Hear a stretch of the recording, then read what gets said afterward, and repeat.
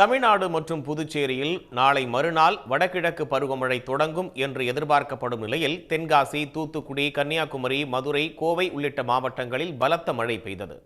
தாழ்வான இடங்களில் குடியிருப்புகளை மழைநீர் சூழ்ந்ததால் மக்கள் சிரமத்திற்குள்ளாகினர்.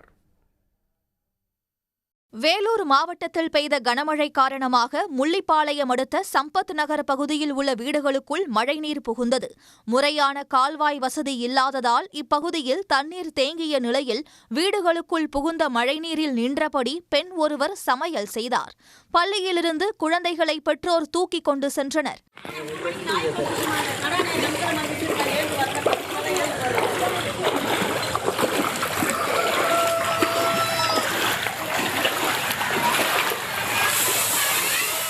தூத்துக்குடி மாவட்டத்தில் கோவில்பட்டி, செய்துங்கநல்லூர் சுற்றுவட்டார பகுதிகளில் 1 மணி நேரத்திற்கும் மேலாக இடியுடன் கூடிய பலத்த மழை பெய்தது.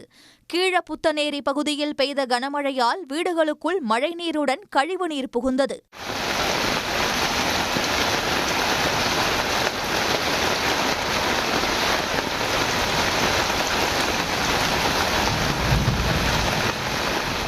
நெல்லை மாவட்டம் பணக்குடியிலிருந்து சேரன் மகாதேவி செல்லும் சாலையில் மழைநீருடன் கழிவுநீரும் ஓடியதால் வாகன ஓட்டிகள் கடும் சிரமத்திற்குள்ளாகினர்.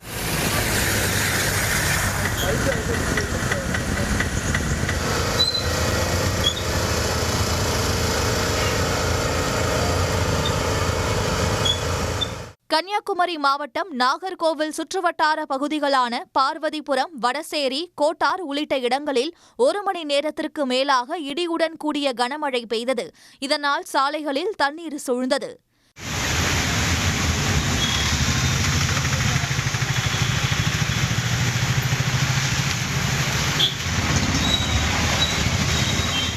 இதேபோன்று மதுரை, கோவை, சேலம், சிவகங்கை, கிருஷ்ணகிரி உள்ளிட்ட மாவட்டங்களில் 1 மணி நேரத்திற்கும் மேலாக கனமழை பெய்தது.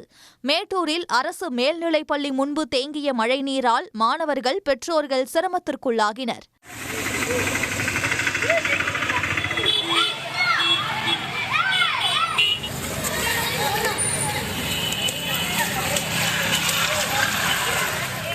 இதனிடையே மேற்கு தொடர்ச்சி மலையில் பெய்த மழை காரணமாக குற்றால அருவிகளுக்கு தண்ணீர் வரத்து அதிகரித்துள்ளது.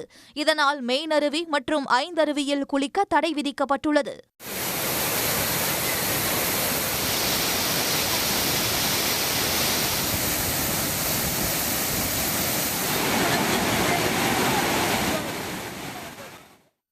உடனுக்குடன் செய்திகளை தெரிந்து கொள்ள சன் நியூஸ் பெல் ஐகானை கிளிக் பண்ணுங்க.